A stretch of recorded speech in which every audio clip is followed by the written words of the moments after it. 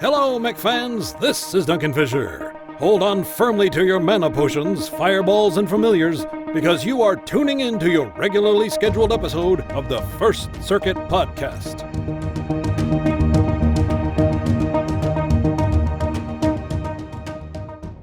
Ladies and gentlemen, hello and welcome to episode 129 of the First Circuit Podcast. Your hosts today include Lush. Hey, how's it going? OLDBOB. Hey guys. A Biter. Blarg.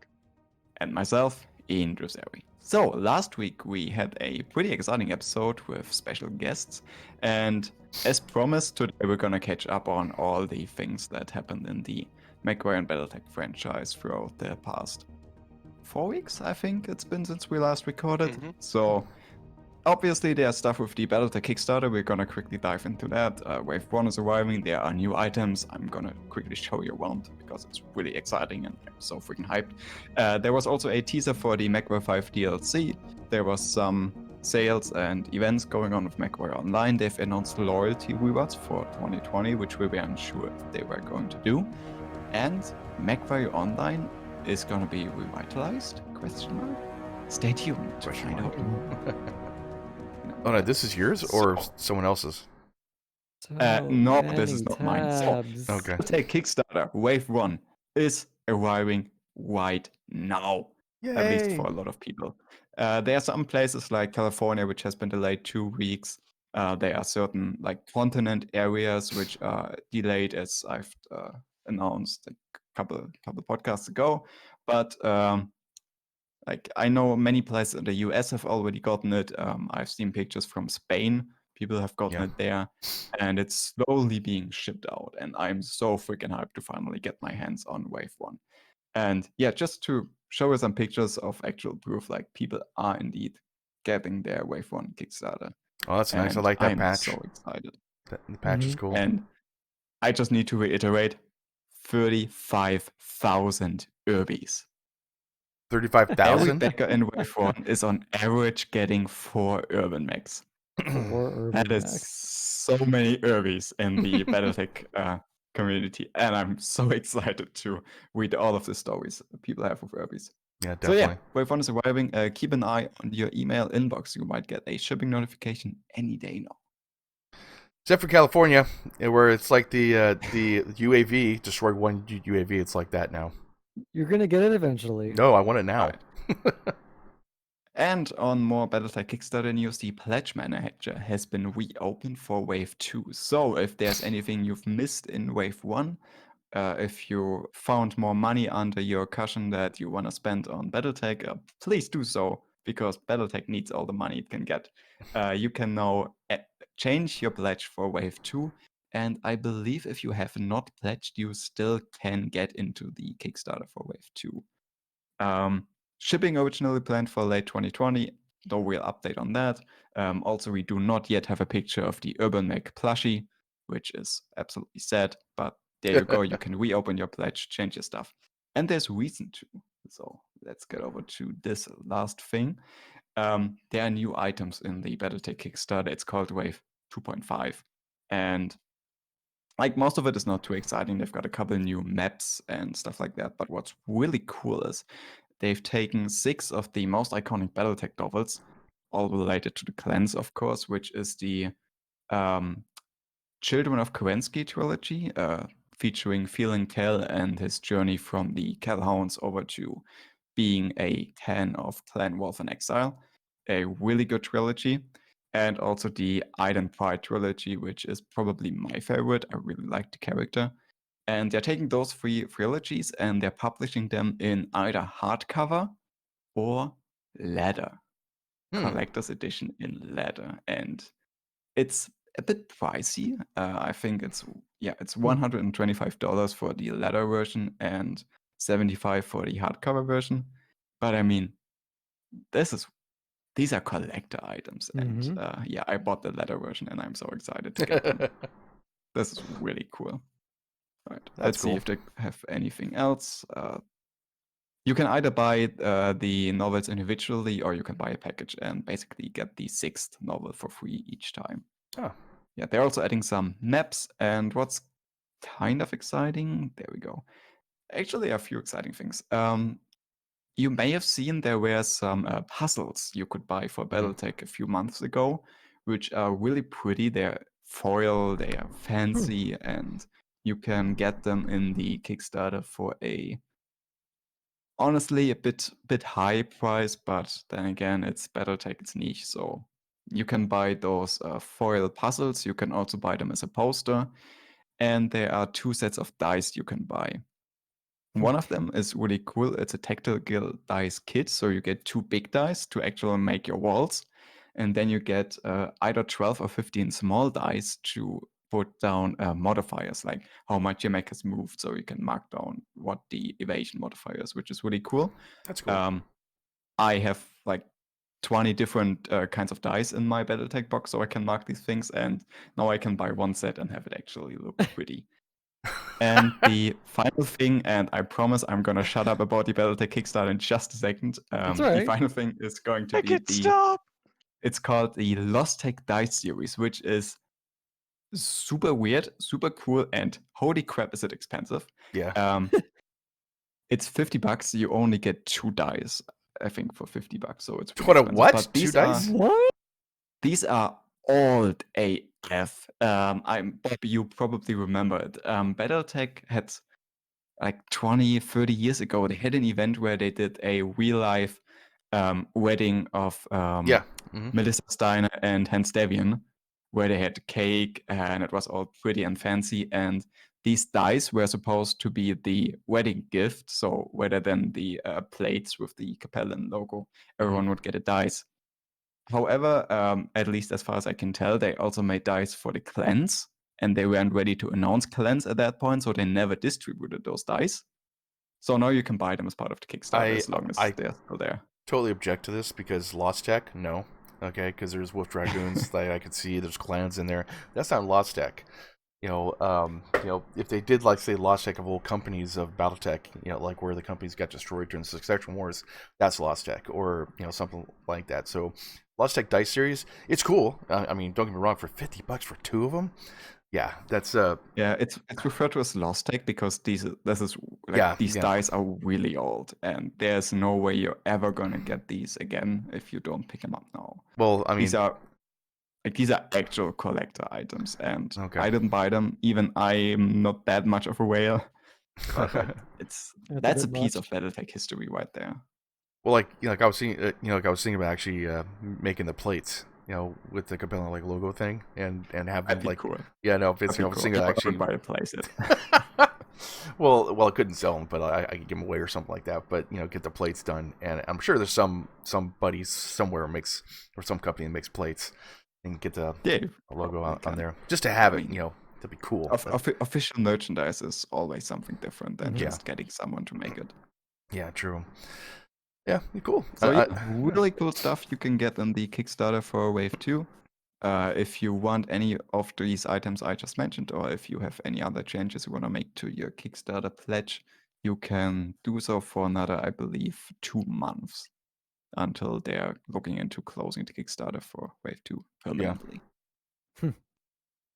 That's cool, man. I can't wait. I upgraded mine a little bit. I got some posters and got some extra stuff, and bought the Be in the Universe type thing, where I'm a character now. I got that and a couple other like odds and ends. I only got 1 Irby though, so not 4. I know. I should have got more. Well, maybe I can on second wave. I'll go buy some more like Irbies. That'd be an idea. Yeah. But yeah, cool deal. I'm happy about this, man. This would be pretty cool. I cannot wait. Cannot wait. Absolutely. Okay, and now I'm going to shut up and give it over to one of you guys to tell us all the things about the Mechwarrior 5 DLC teaser we've gotten during RazorCon. Yes, they just put out a trailer from Matt on the RazorCon website. The first minute is him opening all of his Razor swag. So he got all kinds of free goodies, like a keyboard, mouse, giant 4K monitor of some sort. But then they go ahead and they go into the DLC. Now, granted, I have not 4K TV. Yeah, okay, there we go. Yeah. Now, personally, I still have not gotten Mechwarrior 5, but we did get a release date for Steam, which I'd be kind of jumping the gun a little bit, but that's going to be in December. But after seeing this DLC, it almost makes me want to get it, to be honest. I mean, Lars, you should get it, man. Compared to all the different things that we don't like about it, it's still Mechwarrior 5. Yeah. If you're a fan, it's Mechwarrior 5. And the DLC that they put into it, of the different things that will go on, like skills and stuff like that, I think it's pretty cool. Did a okay job for what I saw. But I mean, generally though, it's Mechwarrior 5. Just get it and play it. Basically gonna be on Steam and GOG and Epic. So why not? Yeah. You know that first time you bought a mech in MWO, you took it out into the public play queue and it absolutely sucked and you had a feeling of depression that all your hard work was worthless. Well, you can have that for 40 hours with Mechwarrior 5. Right. Lars, for you specifically, there's one thing in here though that I find really important. If you plan on playing co-op, only Yes. the person hosting the game has to have the DLC for everyone else to play it. Yeah. So you can play the DLC content if one of your friends owns the game and shares this campaign with you. So Yeah. cool move. I'm happy they did that. Anything else would have been utterly ridiculous. Yep, Yeah. very good. The other thing is, it's most of the content shown is what's already been announced before. We got to at least see the unlock system, the little quirks thing that they're putting into the game, and it's okay. Like you could level up for a long time, and eventually you can get like reduced power consumption 1, which gives minus 2.5% energy heat. Ooh. And this takes 15 days to install and costs $750,000 C-bills. So you're spending a lot of money for a trivial percentage increase, and you have to grind a while for it. I'm kind of curious as to how you unlock the various different levels. They are actually named like Mech Collector, Mech Hunter, Treasure Hunter. So presumably, the more mechs you acquire, the more of the roster you have acquired, that gains XP. Yeah. Perhaps Mech Hunter, the more different variants you have destroyed, the more XP you gain on that track. And Treasure Hunter, there might be supply caches you can find or whatever. They might finally implement that, and that would level that up. I'm not sure how it works, but it implies at least that it's not just doing specific jobs to unlock these meaningless upgrades. It will just be play the game, and then you'll unlock the meaningless upgrades that cost lots of money and take tons of time. I always love your optimism, Bida. Yeah, I know. Exactly.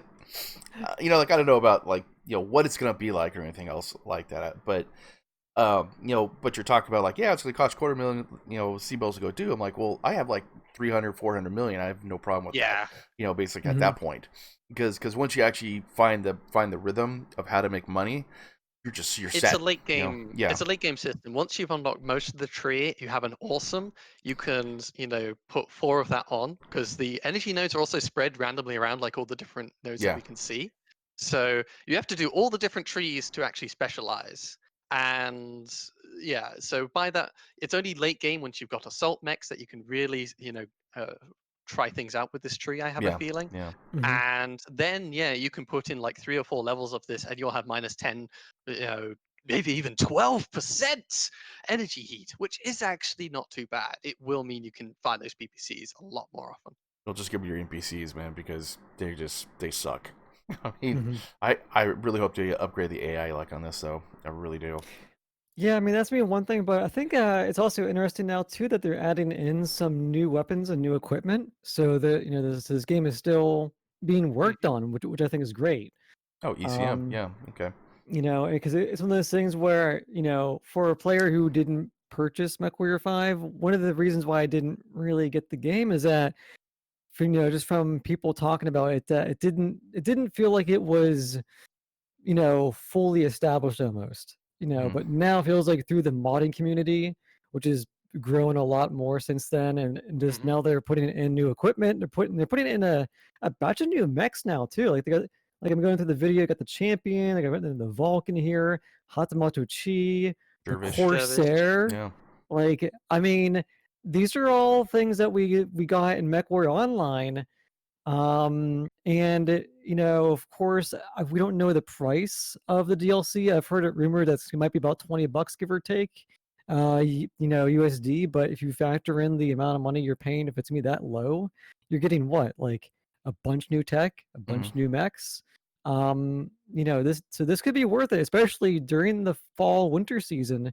You typically find like the main bulk games going on sale. So Yeah. I'm pretty certain that once this thing hits Steam, they're probably gonna have a sale. Mhm. It's gonna be discounted. So for me, this will probably be I will get this game finally. Yeah. After waiting almost a year. Larsh, if you don't get the game, Gulash, I'm I buying think it for this you. is- Huh? This I'm is gonna buy it for this you if you probably don't get gonna it. be one of the big questions for a lot of people.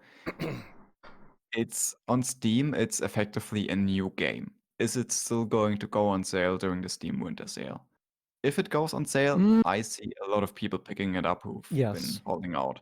If it does not go on sale, Mhm. I see a lot of people waiting another 6 months, because at this point, you've waited 12 months, you can wait another 6. Yeah, I mean, if you've waited a full year and it's not on sale, like people will wait. But I have an inkling that on release day, I could see this thing going on sale. I As like really hope so, because it's been on sale on the Epic Games Store yeah, since like what 2-3 months after release, and it's it would be kind of a low gut punch to And what's the yeah, price not on the and Epic Game Store? uh $32-$34 Okay. on sale. Okay. yeah, Yeah, they've always we're knocked like 25% off. They kept doing that. So instead of 40, it'll be like Yeah. 30. Yeah, I think 30% is what they settled on for the last few sales. yeah, Okay. but 30 or but 35. I see them doing a 1 year anniversary. Huzzah! It's on Steam. It's gonna be like 30% off or something like that. And if You it's know what would be cool for Steam? 1-year anniversary edition that comes bundled with the DLC for a discount price. I could see them That's doing yeah, that too. that's a good idea. And if that's the case, I mean that's a complete rumor. We have no idea if that's gonna happen. But if that is the case, I would be all in on this for sure. Russ, What do you guys think listen, it will be sold for, the DLC, just by itself? $20. Uh, You know, it seems about 20 yeah, bucks. You know, I think $14.99 it's and gonna be about 20. I think it would be about, well, I mean, just because we're going, future topic here, but it was rumored from Bob Dill for about $20 is Yeah. what he said it could be. Yeah, I think like a few podcasts ago, we talked about our expectations, and we kind of settled on like what we knew back then. I think we settled on $15 being a fair price. What we know Mhm. now, I think $20 is okay. I believe if they go any higher, they're gonna get a giant outrage, Yeah. because Yeah. more than $20 for a DLC is Ooh. insane. Now, also with the DLC, do you guys have any, rumors or, predictions of what the new career mode is going to entail? Yes, that has been described before. That instead of always starting the same place, you can choose which faction you actually start at, which will Canopus! really help, Sorry. customize where you are. There is no Canopus on that map, Bob. I know! Stop with this heresy. Heresy, man. Heresy, I'll tell you. It will be a great change of pace from always starting Davian space, always having to Mhm. start Yeah. with the story stuff. You could just be, whatever faction's mercenary you want to be. Yeah, Want to be which Kurita mercenary? Go.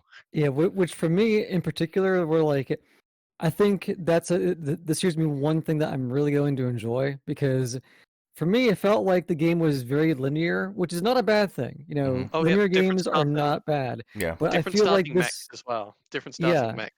and I feel like this is gonna allow the game to be more personalized to what you possibly choose and do, which is the thing I was really trying to look for in this kind of game. Do you guys know And if... also the sorry, Bob, go ahead. Oh, I was just going to ask, though, like, do you guys know if you actually, say, take over planet or do missions, would that planet actually become part of whatever faction you are?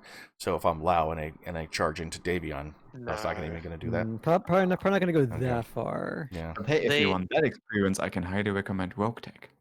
Rogue Rogue Tech, Tech, okay. yeah. Rogue Tech, okay. They have war zones, and whoever you help does affect the outcomes on the map, but don't expect you to be, steamrolling the map or anything Oh, like okay, that. okay. I was just curious if they would put that in or not. That's all. Also, something that Bida hasn't mentioned, that one of the big things for me is the complete randomization of war zones in terms of difficulty. because this allows me. I'm a Deviant loyalist, so you would think that starting Deviant space is ideal for me, but far from it, because late game I have to fight for Kurita, because it's the only place you can find those really high-end war zones. So now I can hopefully start somewhere else and late game to Deviant. Yeah, Mhm. true. It feels like it's going to give the game a decent refresh to people who have already played through the game too. Yeah, It's- yeah, definitely. Hopefully. I just hope they got the The- lore and the feel of the game. Basically the feel of Battletech. The addition of mechs and weapons and such is just like what we've seen in Battletech. And the tricky thing with that was just always finding the new content was actually quite hard, so to speak. It wasn't just you could go to an area and experience all the new mechs and all the new weapons.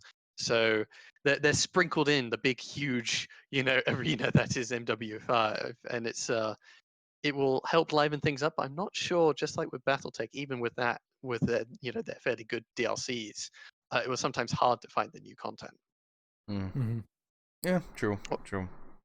A lot of the mechs, like the new mechs at least, some of them Marauder 2, that's not at the beginning of the timeline. You have to wait really far until you're late game for that. That's way far away. I think that's what 3057 or something like that. Yeah. And for the And even modern then, Innovation it's going to be time quite then. rare. Yeah. Not many people are going to always, stock it every single time. No. Yeah, so basically, I don't know, was it confirmed that you can pick your starting gear? And Oh, pick I your think- Or what? was I that don't think- just I don't know if you can or something not. we Yeah. talked about? It's themed to each faction, is what I recall. Yeah. Mhm. For the mechs you find. So Mm. you Lao's start gonna have a lot of with. Urbies. Allow you have a Urbies. Vindicator, an Irby, and a Lance of Irbies. And Exactly. cicadas, let's be real. Yeah. They're starting with cicadas. Well, Big Worlds hopefully, League, I think it's cicadas. Oh God, no. hopefully Worlds League. the manufacturing plant for the cicadas gets destroyed, and it's only in certain places. To tell you the truth, it's like damn. Anyway, so the trailer just gave us a glimpse. I'm not too happy about the quirks, but I guessed that was going to happen. And it was neat to see that they're coming along, and they hopefully very well will deliver for Christmas. Mhm. Yeah. So, all right. So I think moving on now, just so we can kind of just roll on here, is that back to MechWarrior Online. It is Let's October, talk which about is Christmas. it's the spoopy month. Which also we're also gonna go into Halloween, but I see Ian has the online Fine, MechWarrior. let's talk about Spooky Month. Spooky month. Fine. Yes. So it's the Halloween event that's going on, which is going to be another 2-phaser, I believe. Yeah. So play game, get loot, and you're just getting like some MC, premium time, C-bills, GXP. No cockpit items this No, time actually, around. you do actually. There are Yeah, basically Maybe I with the missed normal out. phases. Yeah. phase 1 and 2 challenges. Yeah, challenges. Oh, never mind then. I lied and missed that completely. If So, you alright. complete each phase, I think it is, you get a Jack-O-Lantern, Warhorn, Yeah. Okay. Cavalier, and other bits and That one's bobs. pretty You good. know what? I'm so used to in the past that whenever you would open the loot bag, you would get like a bunch of warhorns. So now it's like down to one. But hey, you can get coolant shots and artillery strikes, and Which I mean, yay. I have those on refresh whenever I use them Yeah. anyway. Yeah, same here. You know. Yeah, so basically it's just another loot bag event like we've seen Yeah. before. You have your challenges that gain you extra stuff, and you have your main loot bag event, which can roll you anything from consumables over skill over GXP over skill points. That's a good add-on. Over MC up to premium time. Mhm. And it's completely random. And there is going to be a heavy standard mech, and the mech bay is a big price on 250 loot bags. Yeah. So basically, you're getting any of the heavies, and you have to get 250 No, of the 150. loots. Oh, Yep, okay. that's Yeah, Um, 250. Sorry. Yep. match score to accumulate. At least it is a cumulative match score rather than matches. Yeah.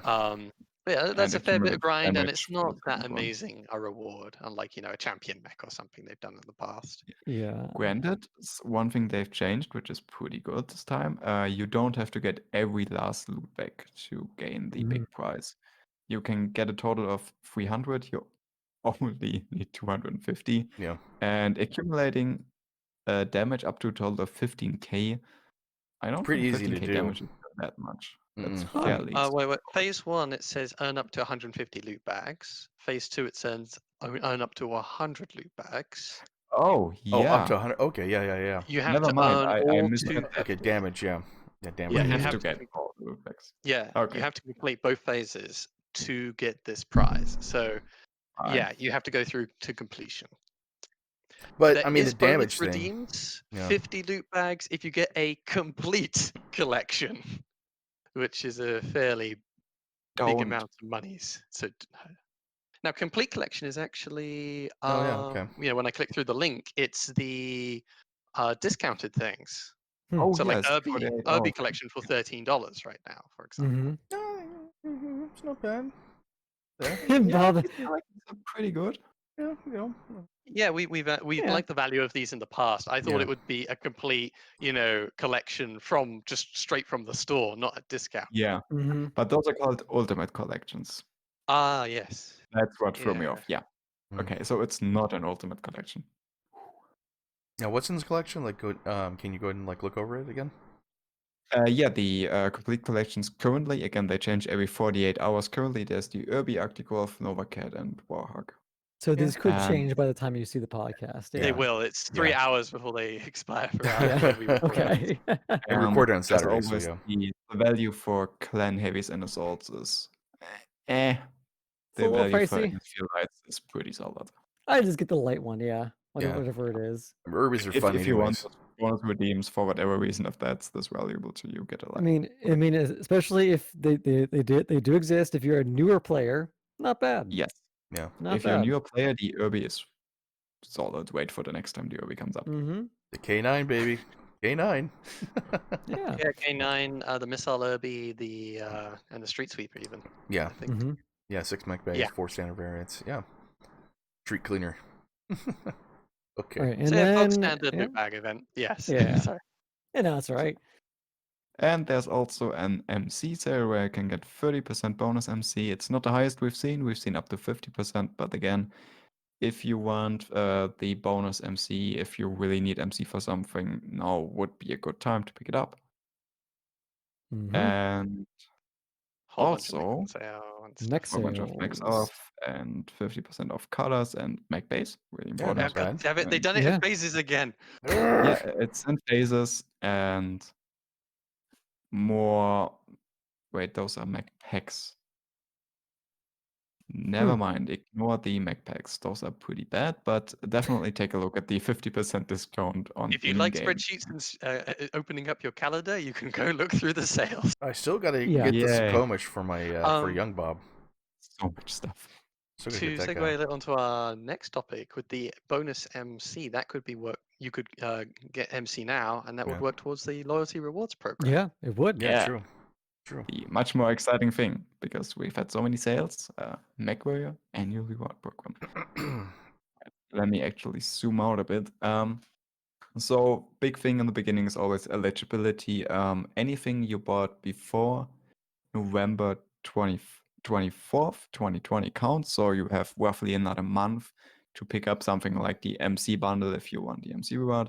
And anything you bought after November 19th last year also counts.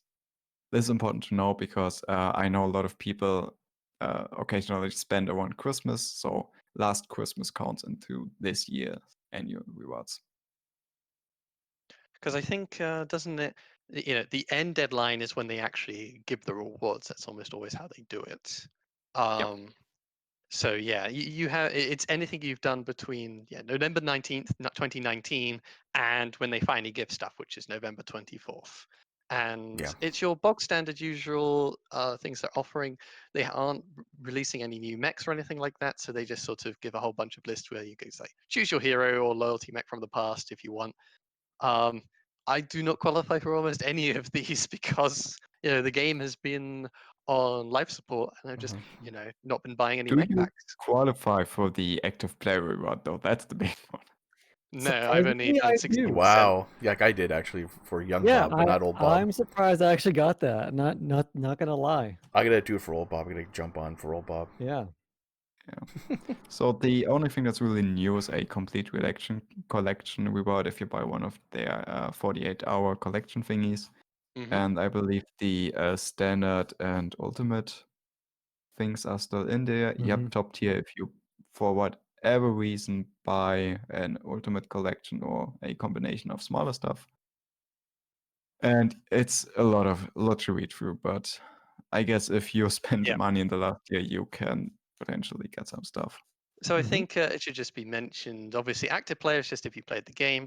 Complete collection, you just mentioned you get 50 loot bags. If you buy it around now, you got that 50 bags, 5 million C-bills, and 100 GSP in the long run. That's a fairly good deal for just like $13 and 6 Urbies. Mechwarrior credits reward. I like this one just because it's any amount of MC. So you buy the smallest amount of MC, get 30% extra. You get 100 GSP, a mech bay, and 1 light hero mech or a loyalty mech. That's not Yeah. bad. Yeah, It gets a that's bit also silly valid. though when you get into the Innisphere collections and such. Yeah. It's just not worth it at that point. I mean, for a new player, why not? We got the $13, I pop it in mean, there. for $7, you get enough MC to buy a light hero mech. You get on top another light hero mech and another mech bay and enough GSP to immediately master that. It's honestly, the MC reward has always been kind of my favorite one. Yeah. Yeah. And complete collection, it doesn't give you a mech, but right now it's at least a little extra juicy. So Now the go point out too, they don't have a special mech for this type of reward because obviously they've been working on the DLC for Mechwarrior 5, so it's the other mechs that are out there that you get the bonus for. yeah. Though I do like that you're able to get the loyalty mechs from the past. Yeah, Those yeah, are not definitely. available for MC. These are the only times you can actually get them. And whilst they're just basically C-bill boosted versions of C-bill variants now, I just like the fancy paint schemes a lot of the Yeah. time and the fact that you are earning more C-bills. Yeah, look They have cool on the some really battlefield. paint schemes. Yeah.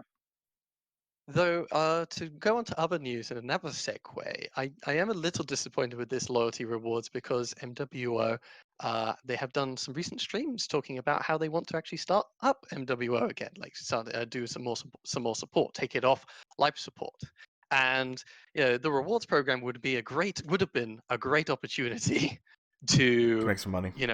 to make and just at least a gesture that hey, we're doing something, and at least as well if they're trying to make money, try and push people towards actually getting some of these rewards, because a lot of at least your most dedicated fans probably own a lot of the heroes that they already want or loyalty mechs they already want. A lot of dedicated people that actually been around for a long time. They own everything. So if so we actually we're in the new one now. We're the new. Yeah. Okay. Yes. Okay. Just we're making going sure. towards the future. I mean, The of future. MechWarrior. Yeah. you can talk about how you Okay. wanted the reward thing to do if you want. I was just Now, basically, what I was going to say though is they plan for what I watched on the podcast. They plan to bring back some of the unseen mechs. Maybe the Crusader would be kind of nice to bring that one back. A couple other. They mentioned it. Yeah, they mentioned it. There's nothing concrete. Yeah, it's nothing concrete. One of the things that I think that they're going to have a problem with is the payment type thing.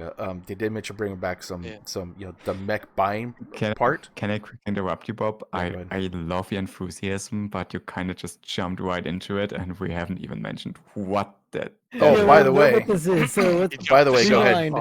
I want to talk about it. I know. We all do. So basically, No Guts, No Galaxy. So Sean Lang had Russ, I'm not drunk, by the way. Darren Bombadil, and Matt Newman on. What was this, about like a week and a half ago, 2 weeks ago? I think so. Yeah. And this was actually a very good podcast. It was about almost 2 hours long, and they discussed the future of MechWarrior Online.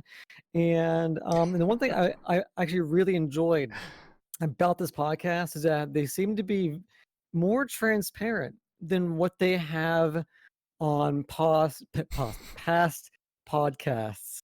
Can I just butt in here and say, yes, go ahead. Ross is definitely more transparent than usual. He's stating very clearly that his main objective is making money. Yeah. Well, that's any business. Come on, that's any business. But here's the thing. That's out there. Here's the thing is that so I can't diss him for the making money aspect, because he is the owner of the company. He is the owner of this IP to work with.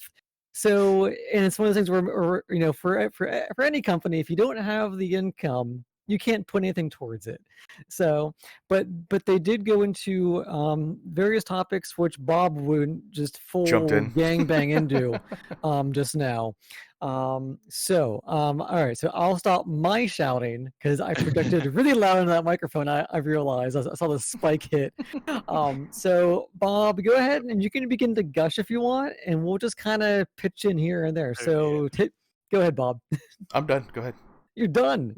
You're done. I'm It kidding. was a one shot going gone. No. Okay, Every company has to make money. Just Yeah. like you said, you pretty much took it from there. If you don't make money, you can't put out product. You can't put out product. People can't be happy, so you can't play this game. And they're trying to figure out some type of basis of a money system or something. Like I don't know if they actually go to a pay, $5 a month or something like that, or they go to just do mech packs, but they weren't making money on the mech packs, so they have to go to something else. And they don't know what it is yet, but it's going to get in there. So they're going to have some type of payment system or something going on. Well, here's one thing that's also really nice too is that they admit and they realize that mech packs are not sustainable. Yeah. So that's the one. They already yeah. weren't sustainable, which is why they slowed down. Yeah, but yeah. at least now, like they've openly said that they know that mech packs aren't sustainable. Where I felt They like in the said that past they were few really years ago. trying. Yeah, but I feel like back then, 2 years ago, they were still like, "Here, we know it's not working, but we're gonna do it anyway.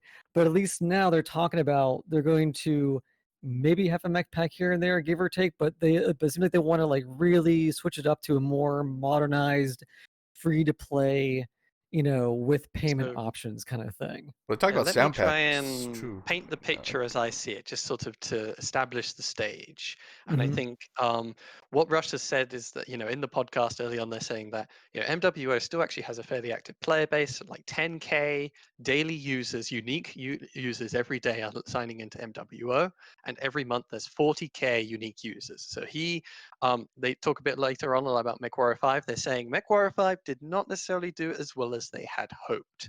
So Mhm. Russ is saying he made it kind of clear in his own Russy way. It seemed to me he was saying, MWO is actually still doing quite well, and we should put some resources into it to help it keep going along. They weren't sure about supporting MWO because the license was expiring. Mhm. And that's In why the last June. couple of years, Yeah. they weren't putting more effort into it. Why put effort Mhm. into something that you might have to suddenly close? But now they have an extra 5-year extension, and Russ even something replies like they're totally happy extending MWO even further. So from head office, from Russ himself, it sounded like MW5 isn't doing so well. MWO is still fairly popular. Mhm. Not as bad as we often actually like to think when we're just looking at hourly Steam user stats. Yeah. And yeah, it just the company wants to pivot a little bit of resources or some time towards MWO, clear away the cobwebs and get things rolling again. And part of that is the obvious step of they've hired Bombadil. Bombadil's he said he's leaving the MW community. He's back, and Yay. he is working, I think, full time.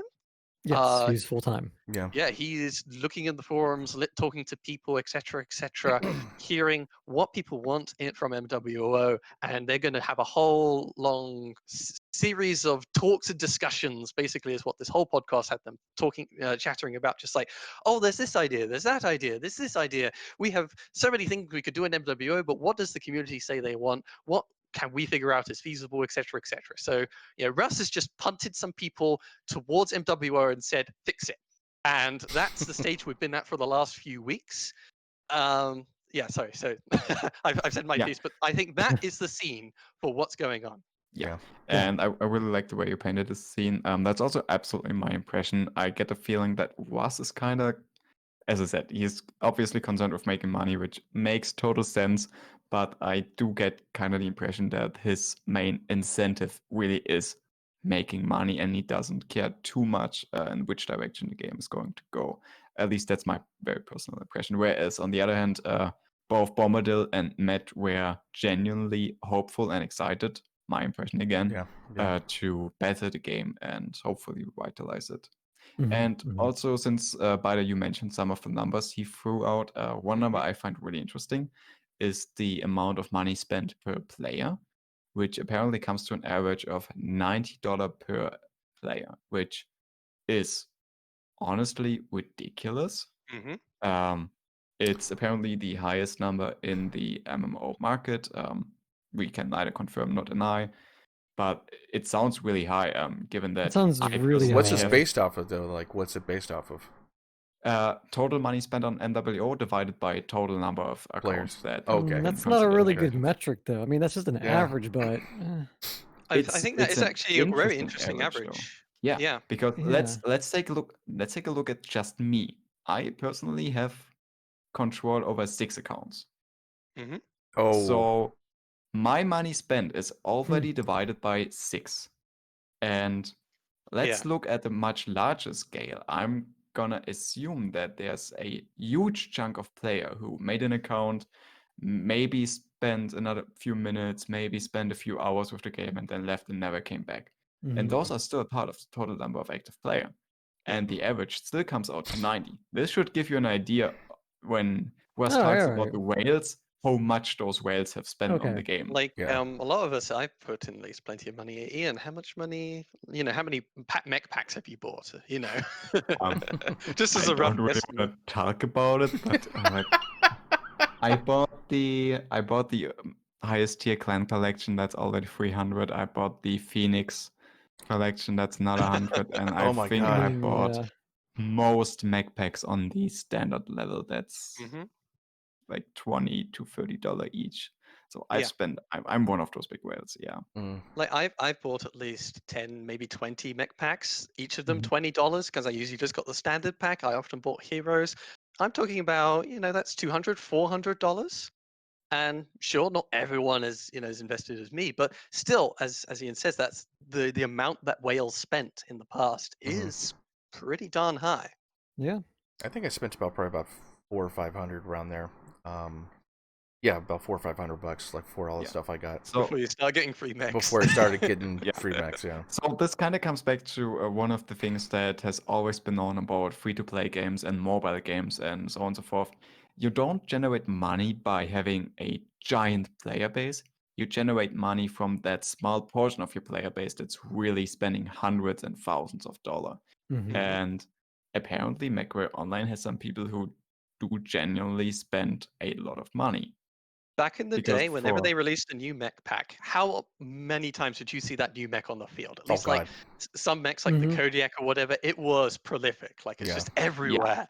That is a lot of mech packs being sold, even if it's just so for every person that has not spent any money of Mechwarrior, and for every 3 of those, there has to be at least one biter. So kind of at least one biter. Yeah. That's scary. There's plenty of people who just like supporting the game, like supporting the new mechs, getting the new content, etc., etc. And that was a formula that worked for so long. But as PGI has mentioned in the past, what was it? The newest mech packs they were releasing, it took them about a year for them to make all their money back. And so obviously, even though they had an incredibly amazing scheme in terms of money making, that is totally not going to be viable anymore. And that's I think that we could talk forever about monetization and what would really work. But yeah, at least MWO has been amazingly successful and it has a very dedicated community. I think is what a lot of people could very easily agree upon. There's still people stuck throughout all the troubles and ills and bad times for 8 years with this game. It's still the only sort of thing on its market, sort of. Yeah, I mean, for a game that's been going on for about roughly 8 years, which is just just drop into a match, shoot some mechs, blow some stuff up for 8 years. That's a long time for this kind of game to continue, and still at its have core, people want to go in. Yeah, at its core, it's always just been skirmish. That's all people have been really playing for. It's skirmish for 8 years, and it's still got a fairly large player base. Yeah, because they've put in they put in Solaris, which that didn't really float well. That failed, and then faction play was very much like people still play it, but I feel like yes, they mostly go in for just the skirmish matches. It was good at first for faction play, but then it just it got way too lopsided. And that's one of the problems that they had. And then buckets, no one started playing it, so people longer wait times, like etc. And I think that if they revamp it, I don't know how they can do it though, but I mean, I'll go back. You know, I got no problem with it. I thought it was kind of fun back then. Yeah, so one final thing to talk about when it comes to monetization is something that I found interesting. They quickly talk about the Fortnite model and kind of the modern idea of a season pass kind of monetization, and was very specifically said that this kind of monetization probably will not work for Mechwarrior Online, since I'm fairly certain the season pass monetization is fairly affordable for most people. So you need a lot of people to really make it worthwhile. Or you need those whales and find a way to monetize stuff to those people who are willing to spend multiple Well, $1,000. yeah, What is because the I think Fortnite thing? Because I To- don't play it, so I don't know what it is. well, I have seen people discuss the Fortnite thing. Just to give a brief overview of my understanding, at least. You know, Fortnite is quite a casual game, and so this it's a game you know you can sit back and have some fun. It doesn't matter so much if you win or lose, at least for a large number of players. Sure, Okay. there's a hardcore Twitch community, etc., etc. But for a lot of people, it's just like with the MWO events. It gives you something to do. But because it's kind of a laid-back event, you don't feel so stressed about killing one UAV. Because if you go into a match and you die, you don't care. It's Fortnite. It's just a game to have some fun. The other thing, of course, is Fortnite has a lot of cross promotion and merchandising. You know that there's all these things with costumes and outfits. There's a huge content mill with Fortnite, with new stuff coming in and out all the time. That oh, we're doing a new event, and this time it's it's with Superman, it's with Spider-Man, it's with some other big property. That, of course, it cannot be translated to MWO. Also, And to quickly give Bob a summary of what the monetization model from Fortnite is, it's called a season pass monetization model. So basically, every year Fortnite does one major update where they completely change up the map, where they completely rework their weapons, introduce temporary weapons that will be gone in a few months. And every year you have the opportunity to buy so-called season pass, which you spend, I believe, $10 on. So it's fairly affordable, but you only get the content if you actually play the game. And then you level up your season pass, and the more you play, the more content you get out of your $10. So it's kind of an incentive for you to actually play the game. If you just spend those $10, you're getting nothing. it's just out like of it. those mobile game things where you just have lots of mechanics within the game to keep you coming back, to keep interacting with the game, to turn it into a lifestyle experience. Yeah. Um, Okay. What I find quickly to end of Fortnite, what I find interesting about Fortnite is if you actively play the game, you only spend those $10 once, because during the season pass you get the in-game currency. You get enough of that to buy the next season pass plus some extra. So that's kind of cool. So if you wanna play Fortnite on the cheap, you only spend $10 once and then get the season pass content. And you only really have to spend extra if you want that Marvel costume what Bida mentioned earlier, the special promotion thingy. Yeah. Yeah, I don't think it's going to work in MechWarrior, though. It's not going to work for MechWarrior. I mean, it will totally destroy the whole lore aspect of it. Look, I'm Superman Mech. I mean, well, granted, they're not going to go crazy, skins like that, but it's one of those things where they do have a very outdated form of gaining income for the game. Well, they tried bolt-ons, right? They tried that. That didn't work out. I mean, they tried bolt-ons, but I think it's one of those things where bolt-ons are like they're nice, but they're just purely aesthetic. So if we look at other games like mobile games or games like Fortnite, where you pay for that pass, and then you get like a weapon of some sort, and then you can upgrade that item. It's one of those things where I don't think MechWarrior Online could not do that. Like I think they could do something like that actually, where it's one of those things where I mean, hear me out. Where it's one of those things where I think you could potentially, you pay like a one-time fee, you get like an item, and then that item could give like GSP, could or for instance, I don't know if they could do this because of like a server-wide game and all that, but imagine you have like an item and you could attach it to a mech that gives like a quirk of some sort. Yeah. kind of thing. There are And cockpit items that do give Well, bonuses. kind of like a that gyroscope that put helps in the you. past. yeah, Yeah, kind of like you exactly. put a So gyroscope or something like that, right? Yeah. something like Okay. that where not to say we're going to go one for one Fortnite here, but something that like basically if you were to pay the fee, you get that item. And basically, but then it would give you some sort of incentive to maybe come back and play, kind of thing. I don't know. I mean, I'm just Yeah, spitballing that's here what you're for opening the ideas. pay to win discussion. I don't think so. Well, What I I could see think is something like a Mech pass, where if you're a new player, you get the pass, and then as you play, you unlock mechs into your mech bay that you that'd be can good then customize. too, But because again, it comes back to what was said. That kind of monetization only works if you have enough player, because right now yeah. everyone already has everything. And that's Yeah. one thing too. That's actually why it works for Fortnite, because they have such a large player base, which is actually what Matt brought up, because Matt's kids play Fortnite, and that's how I came up on the podcast. Mm. So Yeah. so when it comes to MechWarrior Online, because the player base it's very dedicated, it's a lot smaller than Fortnite. So how do you make the game sustainable in terms of a income, so they can pay people like Bombadil and pay people like Matt to keep doing what they want to do? I So do think we should kind of cut off this discussion Yeah, here. because we could go circles in this too. well, Yeah, I we can can. I can go delve quite deep Oh, we into could go this. deep into this Yeah. too. Deep down the Like rabbit hole. there's a That is one whole topic though that they have. before the Yeah. podcast. I mentioned the fairground analogy. Yeah. So The- yeah. So I would say just kind of like cut that short, because we could go forever, but something that kind of keep in mind for comments down below and all that. But I think one thing to maybe even segue now into this podcast was that they want to get player input. So so basically they're having Bombadil. They want people to reach out to him via forum, email. Hmm. What are your thoughts on that? On getting more player feedback? Oh, I'm fine with it. Good. Basically. Yeah, I mean, I like that they hired a person to do it full time. Yeah. It's Yeah. great. Should have done that a long time ago.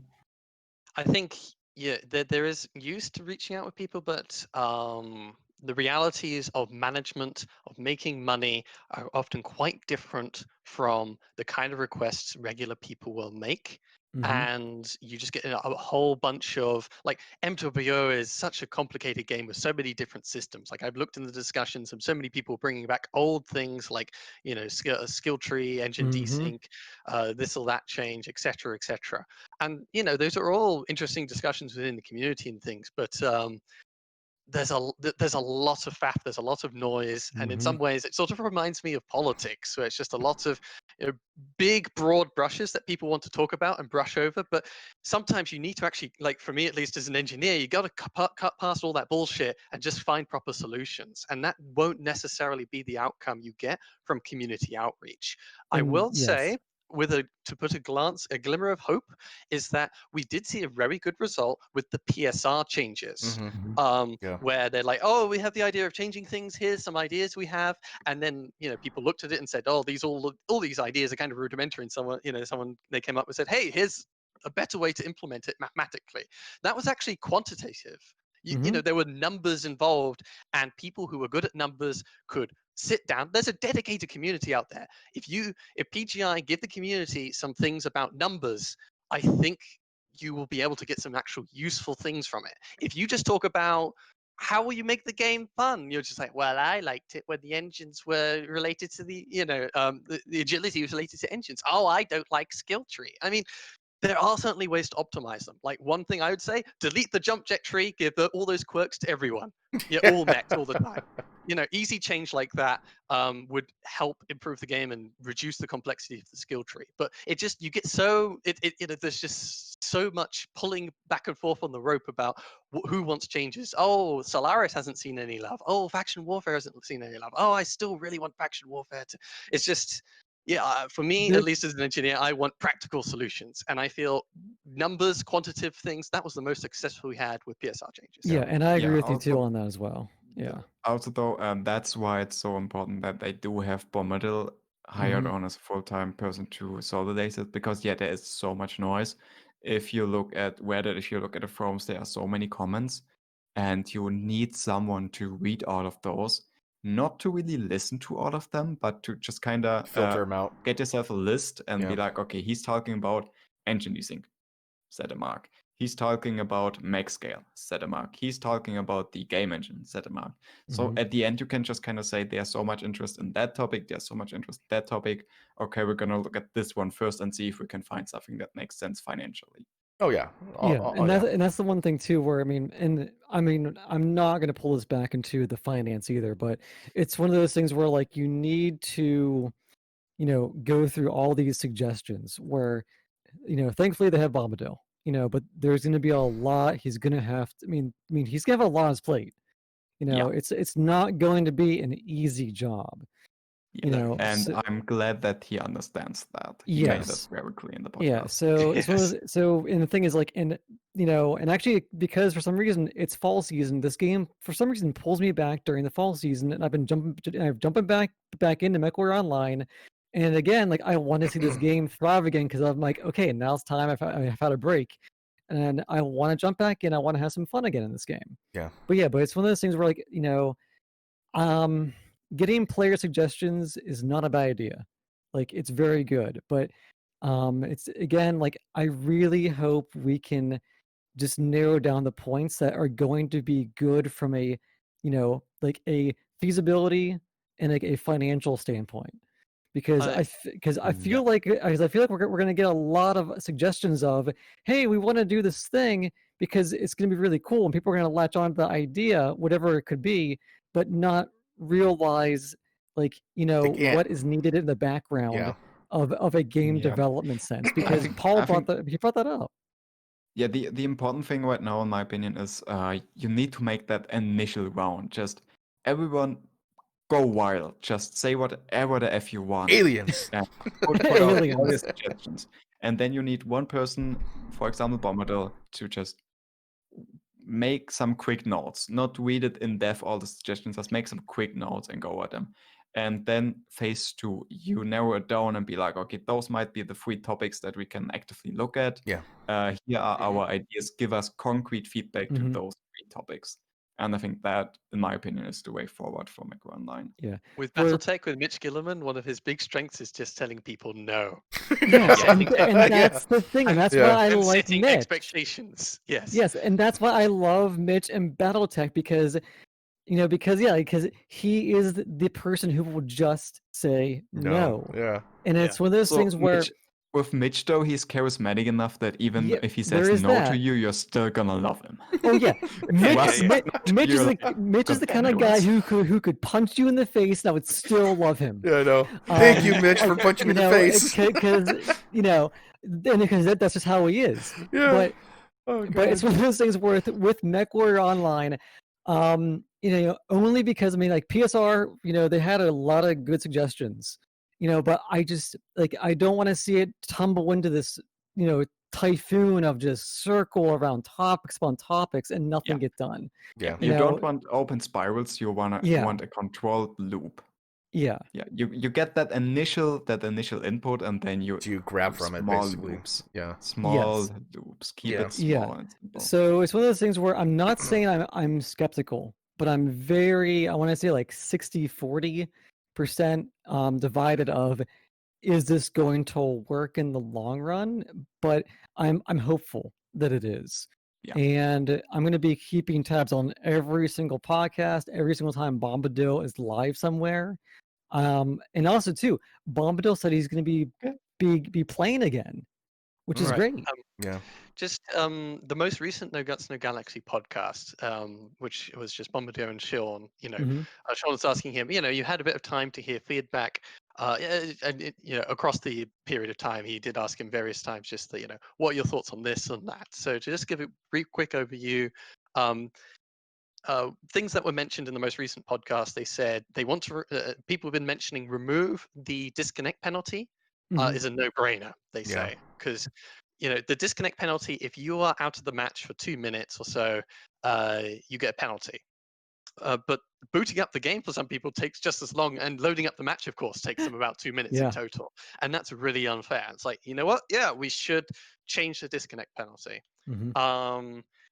When asked about what 2 ways to get people back, Bombadil said, there's really just 2 ways. One is word of mouth, and the other is advertising. I completely agree. And ideas that were floated around a little bit was saying, Sean was saying, was it revamp of trial mechs? I quite like this one. I've always sort of been a fan of this idea that trial mechs are really dodgy builds. They've never updated. They aren't even skilled. It's a terrible new player experience. And Sean is just saying straight up to Bombadil, at least, and I agree with him. Jay-Z, he at least knows, he knows his stuff about mechs. He'll be absolutely happy to give you a new list of trial mechs and all the builds, and just take it and run with it. You have a dedicated community. Make use of it. They're just telling you how to build the mechs. The other one, as they said, people have suggested, the whole monetization thing, a new player pack. So, there's always, with a lot of these online games, MWO does not have a new player pack experience where you pay $15 and you get a really valuable deal. A good medium, a light, a heavy, a bunch of GSP, C bills, etc. Enough to get you started in the game. I think that's a great idea. Yeah, but they have that. They just haven't updated it in about 5 years. Just let everyone know. If they were to update it with all the new mechs that are viable now. Not even the new mechs, just the new system, because it's their old mastering system where you need 3 mechs of the same chassis. And all that's that. right. Oh my god, that is They have those packs. They need to update them to get 3 different chassis. Damn. Free skill tree.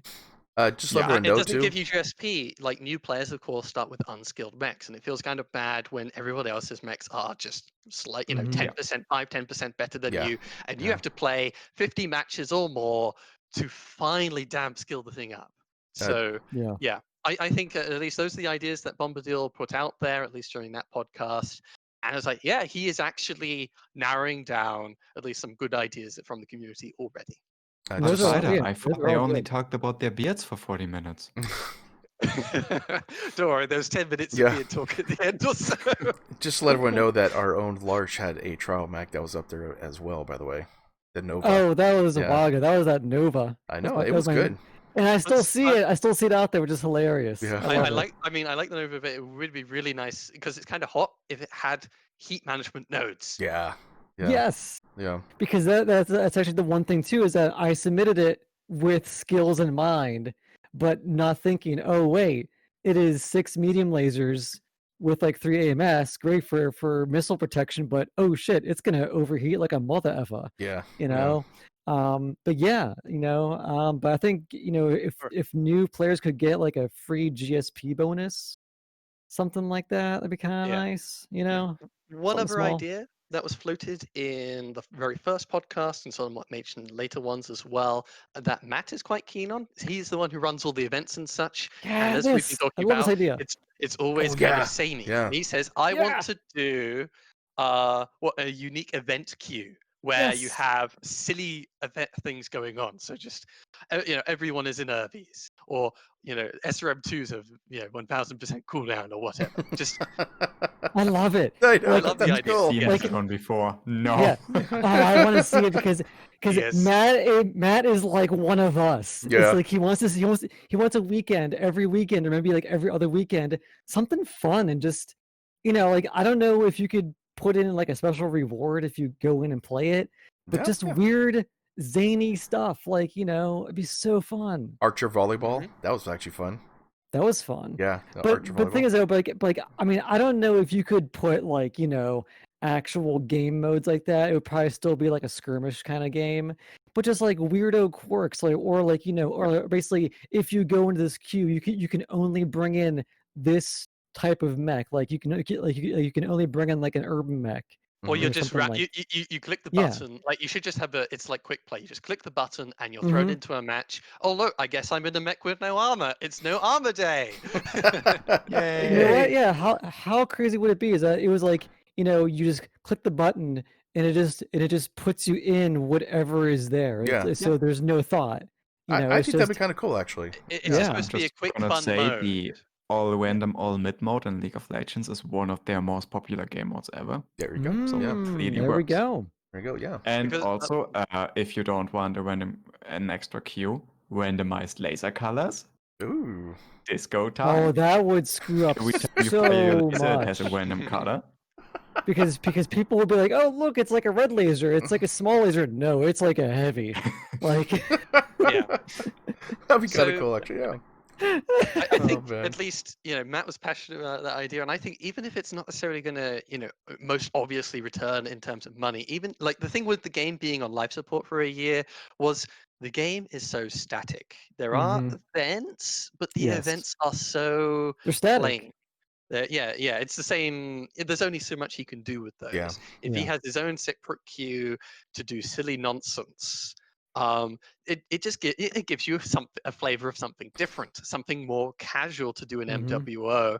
So I think that's a great idea just for the longevity of the game, and might be worth it, putting in the resources in the long run. Well, like World of hmm Tanks is the same thing too. They have like a kind of like a soccer with tanks. They got that. They got like a couple things, and if you actually play the game, you get a certain type of tank. It's like like usually it's a crappy like little tiny tank, but still it's something cool. You can just go jump in and play some soccer with tanks. I think it's awesome, and I love that idea. And it puts something. Shut up, Ian. Isn't that just Rocket League? Isn't that a free It's game Rocket League, already? but with tanks. Come on, tanks is better. Okay. But the thing is, though, like they do something like that, and it gets me to come in and go play that type of thing because obviously tanks. But you just have a lot of fun doing it, and I like that. And for Mechwarrior Online, I think that'd be an awesome idea. If just let Matt Newman loose, let him loose, and just have fun. Yeah. Just let and- him out of his cage and Yeah. just. I would love it. I would Yeah. love to see every other weekend something crazy. I know that'd be It'd be cool. hilarious. That would But actually we'd get a make lot for of some people fun back. streams, Bob. Oh, We'd yeah. make for some fun stuff. By far. Oh, I love it. All Okay. right, so I think maybe last thing to touch on. Okay, Biter, what do you have going on there? Because like I see your Okay, yeah, so I mean, as we discussed before the podcast, there's just so many things we could touch on. We have oh to yeah, limit our scope, but to try and include all the things that was in the original podcast that they're announcing. They talked a bit about MechCon. Mhm. Russ Yeah. expressed an interest in another MechCon, and they said, that the ticket sales got them back about 10%. That they're losing money. They lost money in the most recent MechCon, and they're interested in doing it again, but obviously they need to actually be sustainable for them to actually make money. I think just holding it at a venue, it just adds so many costs that it's really, really hard to recoup it all, particularly for the size of the community and everything. I think just in my head, it's like they should just try doing something online, particularly Yeah. if he's keen towards a MechCon. It's the idea is you work towards, oh, hey, we're actually going to do a new mech pack, and you announce it at a MechCon or whatever. And it's just a chance to hold everyone together. Though I would say I do really like the physical convention kind of thing. Yeah, same here. It's good. And I don't think they should completely scrap it. I Mhm. think one of the better approaches would be to downscale it and make the tickets expensive. So at that point, I mean, yeah, you're excluding 99% of your community. You're only getting those few people who have the money to spend it. But let's be real. You have to fly over to wherever they're hosting. So they're only already getting the people who can spend that kind of money. So Yeah. I mean, the only I reason think- why. Oh, sorry. Go ahead. Sorry. Go ahead. yeah, I think a higher price to entry is not cool, but something that could be justified to make it profitable enough. It's a good idea. Yeah, it's a good idea. The only reason why I Yeah. actually went to MechCon was because it was 2 days. For Mhm. me to fly over to Vancouver and go there and for what 8 hours or 12 hours I think the other ones were, it was not worth it to go do that, and spent the money on hotel, food, and all that kind of stuff, and transportation. But for 2 days it was cool. But it, like you're talking about, they would probably be maybe cons in different areas of the United States, maybe a con in Europe. Something like that might be kind of cool. One idea Hit is a paradox. Yeah, exactly. Take one part thing. of PDXCon. Okay, sorry, Bada, I'm completely Yeah. cutting you off, but PDXCon recently had a guest edition from Catalyst Games last time they did it. Mhm. And as far as I'm aware, Catalyst Games is not at all related to the Paradox Interactive franchise thingy. Mhm. Their only connection was through HBS making the Battletech game. So it's fairly obvious that Paradox would potentially be open to include people who are kind of outside their sphere. So I don't know. Maybe Could be. PGI could hit them up. Yeah. Would be Yeah. cool. One inspiration I would take from is just like small streamers, like just a streamer would sometimes say like along the lines of, "Hey, by the way, I'm going to go to this restaurant and I'm just going to meet my fans."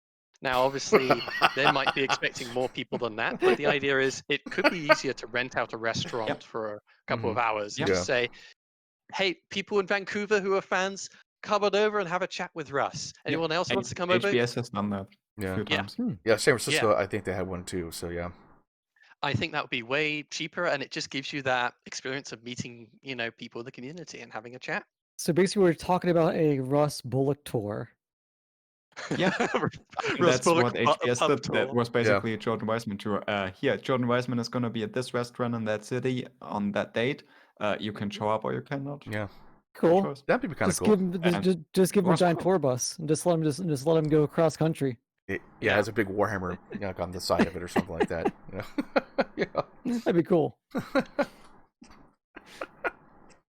Yeah, so All right. I would like that. That'd be kind of cool to go ahead Okay, and like but check out. keep moving on. So Okay, Oh, go on, yeah, Mike, yeah. sorry.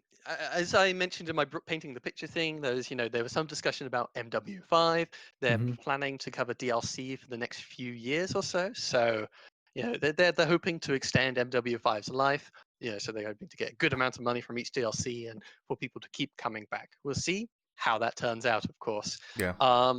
It was interesting hearing Russ talk about MW5 in retrospect, particularly since now he's also back to MWO a little bit, and he was talking about things that a lot of people did not pick up MW5. They felt it was a bit of a disservice because people didn't like the Epic Game Store thing and they were worrying about MWO. So in some ways, at least, I am glad that there was repercussions for what they did, and that he does somewhat realize it. He did though say, to try and buoy himself up a little bit, it seemed like he said, but we did get 80 review scores from the right places like PC Gamer and IGN. We weren't so well received elsewhere, in other sites or by the community, but it was still 10 or 15% higher than MWO, and it's just my heart fell a little bit when that, because it's just placing the review scores of a couple of game reviewing companies above everything else is putting the cart before the horse. In my mind, it should really just be the money. How many sales did you make? Is your community happy? But no, he only cares about these official pundits, and not even all the pundits. Yep. Yeah. I heard them was like, damn, you do know those people play your game for like up to 8 hours. And that's You it. should not listen to them. You should listen to the people who have at least 20 hours under their belt. Because this is what inspires the whole, they tried to streamline MW5. It was to get the better review scores from the mainstream sites who play the first, 1 hour or 2 hours, first 20 minutes even sometimes. And that did not sit well with your core player base. But Russ, MWO, has such a huge amount of money turnover from each individual player on average, because you have to rely on having a dedicated player base who love the depth of the games that you can't find elsewhere. So that for me just felt like, Russ, you need to love your community and how much dedication they have to it, not just a couple of review scores. Review scores don't generate money. Also, a funny little thing that was mentioned was, of course, that they got Canada's what was it? Canada? Sorry, I'm just trying to remember. Canada's, because I'm reading my notes and I misspelled lots of things. They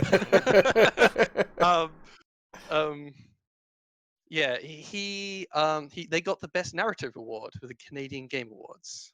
Really? Yes, and even in the podcast, they're like, we don't even know how we got it, but I'm glad we did. And it's just that's amazing, because the narrative was horrible. The only person that actually was good was the guy from whatever the merchant guy, like whatever that guy is. The very famous guy they used. That was actually pretty good voiceover, but the rest was really makes you wonder how many other games don't have good narratives from Canada. I know. That Mechwarrior 5 is the best one they can muster. It was at least, I think, one of the biggest games that came out that year or something. So they gave them the point of those rewards is to bring attention to local games, that are being developed, and to try and get people from that country to buy those games. Look at Ian. Yes, it makes no sense. I was just looking at my face and Ian's face. We're both like, What? Like, and then it just kept getting like, more stretched out as we just kept talking. Like, I'm sorry. We played Crisis. I've played Zero Dawn recently. No, MechWarrior there 5 story is a good nowhere story near. is something else. Mm-hmm.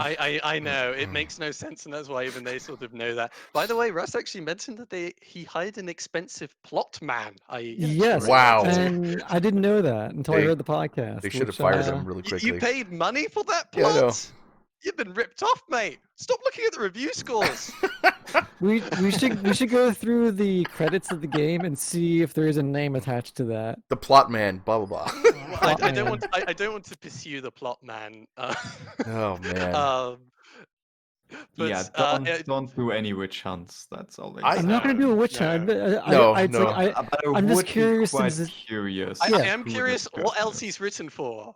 yeah, Yeah, exactly. yeah, Like, true, I want to Yeah. see what other work he's done. I'm not going to go ahead and witch hunt the Yeah. guy. Probably I copied mean, Alice in narrative Wonderland or something. consultant should be something to find in those credits. Mm-hmm. Yeah. Later, Wow. maybe. I can't believe you paid someone for that plot. I would have done it for free, man. Hell, I would have done that for. It'd be much easier to The do. plot feels like it's something that they would have developed in house, and I mean, obviously, Yeah. the majority of it is implemented in house. Mhm. It really depends how they accommodated the plot man and all that. You can get a really talented person in, but if you're just like, oh, write me some dialogue, and it's just okay, here's some dialogue. All right, I'll just use half of it. Well, you can't just use. Fine, I've been paid. You have fun with half my Yeah. dialogue. Who knows what the story was behind the scene. All right, I think Yeah. Yeah, I think. that I think that's mostly it, wraps actually, up at yeah. least the things that I wrote down about the podcast. They will say, I think Russ mentioned that the game is a contract simulator, which I very much agree with. MW5 that being. Mm-hmm. And they did say that merging queues made things significantly better. I think Yeah. at least that should be true for queues, Yeah. people in groups. Now, But they didn't explain how. yeah. Now, one last topic that I think Ian and I wanted to touch on possibly is and so we were just discussing MechWarrior Online and changing the engine Mhm. of MechWarrior Online, and that is still on the table apparently, but I don't see that becoming a thing. I think they humored it in the podcast, but it's always such a huge investment, and Yeah. it's a question of how many people even come over to it, and how different will it really be? Will it, really incentive? Is this really going to be a new launch? And I don't Mhm. think Yeah, the so- odds don't look good. Yeah, they gave us numbers which I find interesting. He said he would probably budget a 2-year timeline for an engine change, and he's saying like either it's gonna Mhm. be 2 years and then like some of the huge features that MechWarrior Online has, or they would have to put in around $10 million with 60 plus people to properly do the game in 2 years. And I just wanna butt in with one of those points that I've said so many times. An old engine does not make a bad looking game ever. Mm. And this time I've actually done some quick research, and to give some examples, obviously Cryengine, personally I still think Crisis 1 looks amazing, and that one's built on Cryengine 2, which is ancient at this point. But some other examples would be all of the Paradox titles are built on the Clausewitz engine, which is from 2007, and it's still being used for their most modern titles. And sure, it's grand strategy, but it looks pretty, and it has a bunch of functionality that's being optimized, and it runs mostly very well. Creation engine from Skyrim and Fallout 4 and Fallout 76 is probably not an example we should use, although Bethesda has been using that engine for way too long. And they still can't And- fix bugs from way long ago. And yeah, let's not Yeah. talk about that one. But another You could I think compare like Warframe. Just it's been Mm. on the same engine for quite some time, and they've it looks radically different from when it came out initially. Yep. Another great example is the Anvil engine from Ubisoft. Now, they've renamed it a few times, and it's now called New Anvil 2.0 something. But effectively, it's still the same engine, and they've just upgraded / optimized it over time. And just to give an example, it's been used for the 2009 games. It's been used for Assassin's Creed 2, which is pretty but definitely dated, and it's still being used in Assassin's Creed Odyssey and Valhalla. And those sightseeing games, those are really Yeah, those are beautiful. nice. Yeah. So just to give you an example, an old engine does not mean you're limited. An old engine can limit you technology-wise with stuff like melee, knockdowns, all those things. It definitely can limit you in terms of performance and optimization for low-end hardware, but it technically will not limit you for visuals and stuff like that. So just to come back to that number of 10 million for an engine swap, it is just not worth it in any Yeah. world. Plus, also that 2-year Yeah. time frame. At that point, many people would probably had forgotten because at that point that would be Yeah. 4 years without any MechWarrior online Yeah. updates. Because that that's the whole team is dedicated Yeah. to updating the engine, and as well, he's talking about like we're updating the engine only for skirmish, like rather than doing all the modes. Yeah, at you wouldn't get once. faction play. They would probably scrap Solaris, probably. Which I mean, whatever. Yeah. Yeah. Yeah. Yeah, and I think Yeah. Bida, you had a beautiful picture before the podcast. Do you want to use it, or do you want me to give a quick summary of what you said? Oh, about the theme parks and stuff. Yeah, Yeah. that was Yeah. great. Yeah, Oh, definitely. yeah, I mean, we could have future discussions about that because it really feeds into the whole, you know, trying to frame it in my mind of how all these different options work. But yeah, I said like, imagine like MWO is like a theme park, and it's just sort of been it's just been left for 2 years. It's still, people could go do the attractions, they could still buy hot dogs, etc., but yeah, nothing's changed, and that's obviously kind of dull and boring. And they're coming back to it and saying, this place is still kind of popular. And back in the day, we would spend a while, we'd make a new hot dog stand and people would buy hot dogs for $60. Like, they're crazy, man. And the thing is, at least, with all these different suggestions, I chose you could put it through the analogy that there's simple changes you can do, like going around and dusting all the shelves, getting rid of the cobwebs. That is the most obvious thing to do. Even though it takes a bit of time and effort, it's basic spring cleaning that the game should have, just to make sure it looks like the game is being looked after.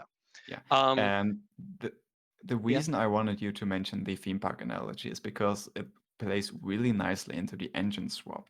So to make an engine swap to a theme park would basically to deconstruct all your attractions, ship them to a different area, and rebuild them there. So yes, I mean, sure, you're everything will getting be new better in terrain, Germany. you're getting a bigger area potentially, you're getting more possibilities. But fundamentally, nothing has changed. Yeah. It's rebuilt, so it's probably pretty, it's clean. You might have some mountains and hills and stuff like that. So, you can maybe build a roller coaster and save some money building that new roller coaster. Yeah. But ultimately, it doesn't really affect the content of your theme park. But And that that's Moving why I the thought whole mountain, theme, that's but moving but the whole theme park is a huge cost, and you're not necessarily going to yes, get that much money. and yes. possibly the Right. new land with that new mountain could crumble and cause a whole other problem that wasn't known before. Yeah. Well, yeah, True. there's going to be new issues with the land, of course. Yeah. Yeah, There's other analogies that we could totally delve into at some love point. Just like analogies. very briefly, like like they spent forever making Solaris, so they made a whole new attraction that people. It's a one-seater ride, and people No are one like, bought oh tickets. wow, and they went around it. Initially, people liked it. It was a neat idea, but yeah, in the long run, they spent a huge amount of time and effort to introduce a new ride that nobody uses anymore. The last thing they did was faction warfare. Well, other than the second to last thing they did was faction warfare, and they said for quite some time, what, we're quite a fan. There's this old attraction over here. It's quite there's still a fair number of people who use it. People want it revamped. You know what? We're going to try and revamp it. They listen to the community and they say, oh, we want more story stuff. And they awkwardly changed the attraction, and in the end, it actually kind of made the attraction worse. Yeah. Like, Yeah. and that's the thing you have to think about, that they actually spent quite a lot of time and effort, probably. There was a lot of back and forth with the community, a lot of development time went into faction warfare, a lot of thought, and in the end, I don't think they made any more money from all of that investment. What you said on Solar was kind of interesting. Like a one-man attraction. I'm kind of picturing go-karts. Yeah, And little car. Yes. it's go-karts, but the issue is you're the only one driving this go-kart, so you just go on an empty course and it's really boring rather than Yeah. racing against I mean, someone. You just go in around my in like a head, circle track. in my head with this theme park, by the way, MWO, it's like they have so many various attractions. You know, you have the Faction Warfare Land over there, you have Solaris Land over here, Faction and then Warfare everyone just Land. plays with the bumper cars forever. It's just Nice. bumper cars. It's now turning into Roller Coaster Tycoon, but Mechwarrior Online. Yeah, but the idea at least is when we're talking about our ideas for MWO is fitting them into the analogy. How much work would it be equivalent to, you know, if you were doing it up a theme park? So, Yeah. you know, going around and cleaning the shelves and everything, that it, you know, takes some effort and it makes the whole place look nicer and it's basic maintenance. Other things people are saying, oh, let's change the skill tree, let's change, you know, engine desync or quirks and things. That is good, but sometimes at least the really big changes, it's equivalent to moving all the food stalls around. That is actually a fair amount of work. And I'm not sure necessarily if that really actually helps. I mean, it will make things more convenient or more suited to your preferences, but is it really worth paying, you know, the 500 quid you will, you know, $500 or whatever for the person to move everything around? And the And I'm 2 just years not sure. later to wait. Yeah. Yeah. And Yeah. the big conundrum in my head at least is that, you know, as I said with the hot dog stand, they used to spend a month or so developing, you know, a new food item. So it's like, oh look, we've developed burgers, you know, because it's, you know, a video game or somehow. It's just like, and people are like, whoa, it's a burger, but this time it has chili sauce in it for some reason, you know. It's just like, oh, it's the same thing but slightly different. And people paid a huge amount of money for it. That model was successful for a while, but it's not even successful anymore. You can't just rip people off with your burger, but now with chili sauce in it. We've And seen that, the same burger over and over again. Yeah. well, I We need think tacos. in my head at least, new ingredients is still worthwhile. It's just there you should find ways to make it cheaper to develop. So I've talked about this before, just like, you know, MW5 has short duration, long duration laser beams. You could have Mhm. stream SRMs, stream LRMs for inner sphere, etc., etc. Just those things shouldn't be too hard to implement. You know, it's getting an old stall and just, you know, copying it and changing the faceplate. That is pricier, but it's not too pricey, and it just gives your audience who are already there way more options, and it gives the place a little bit of life. Another idea, just at least we could talk about this in future. Just Yeah. You'll be a future podcast. we have a very Yeah. dedicated fan base, right? Mhm. With Warframe, they have a thing called Tedogen. People really like the Warframes that, you know, you can play with, and people come up with their own unique looks and outfits, and that the developers take those outfits and actually put them in game. With that system, at least, you have to pay, like, you know, Steam money, and some of that money actually goes to the original creator. But the idea is, at least, if they can't make a new burger, let the community do it. Making a new map is a lot of effort on their part. You know, like they were doing some shortcuts before, but, you know, just relatively speaking, it's a bit of an investment to make a map. Well, guess what? There's a whole dedicated community out there. If they could make a pipeline for mechs and maps, there would be a way for them to lay back and get fresh content, easy peasy. The hardest part is just developing the pipeline, maintaining the pipeline, and figuring out all the terrible legal stuff. Yeah, Yeah. that's True. a big hurdle. Yeah. So yeah, that's how I would want to preside over the whole affair with improving MWO. We have a new theme park. You have to come up with the cheapest ways to make the place fresh. Maybe just quality of life, Yeah. like improvements, you know, UI changes or I think that's probably the biggest you know, changes different we things could like that. use. I Yeah. think just balancing the game again, even if it's just random numbers like they used to do, it's just like, hey, there's something happening. I would Yeah. like that. I Yeah. mean, Yeah. True. personally, I like the idea of going back and saying, you know what, we're just going to go a little crazy with quirks for a while. Just change things up a little. Mhm. Okay. Okay. All right, I could keep going, but No, you know, no. We'll save that for another already. podcast. We'll save that for later on. Yes. All right. So As it is, Okay, at least to that's- try and wrap up the whole thing. That all we got is thus far is a promissory note saying we're listening to you, the community. We're going to improve things. Bombadil has, at least it seems, in the most recent podcast, picked up on some good ideas, Yeah. and he seems to be filtering them nicely. We'll see what after the meeting, which he's having, the week this podcast is released. They're going to sit down. They're going to discuss all the things. They're going to, figure out how feasible all the different things are, and hopefully we'll heal back. And as I've said before, I want to see just the same level of community engagement like we did with the PSR changes, and to try and give the community quantitative things that they can. You just give the community your homework, just like with the PSR thing, and they can carry you. PGI, your community is dedicated. That's why they gave you all that money. So help us help you, I think, is the cheapest way to move forward with this game. Yep.